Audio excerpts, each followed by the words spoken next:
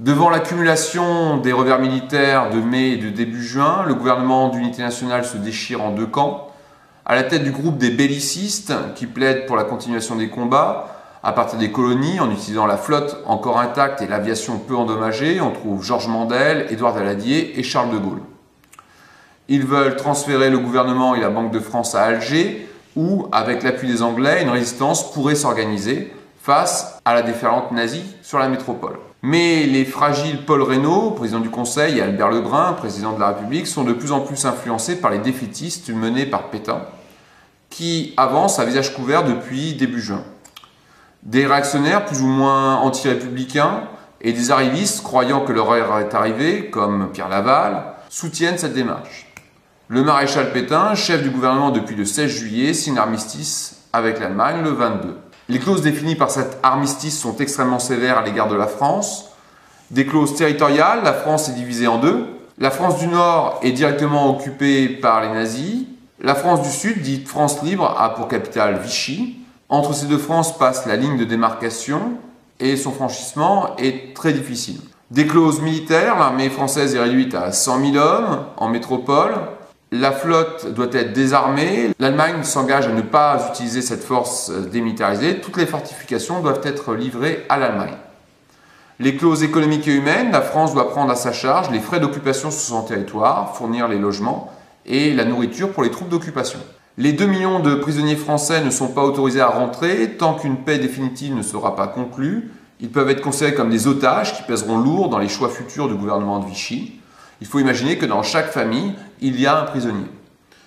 La France doit livrer tous les ressortissants allemands qui se trouvent en France. Il s'agit notamment de juifs allemands qui avaient fui l'Allemagne suite à la prise du pouvoir par Hitler en 1933.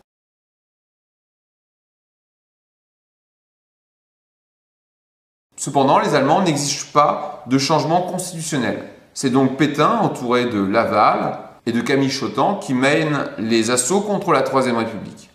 Il estime qu'elle est un régime faible qui peut être tenu pour responsable de la défaite française.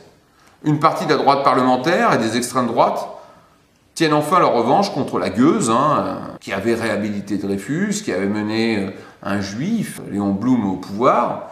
Il lui reproche également les lois laïques, que ce soit sur l'école ou la séparation de l'Église et de l'État en 1905. Des horizons s'ouvrent pour de nombreuses personnalités rejetées de leur parti. Bien sûr, Pierre Laval, mais aussi Déat, Doriot, Bergerie, venus de la gauche.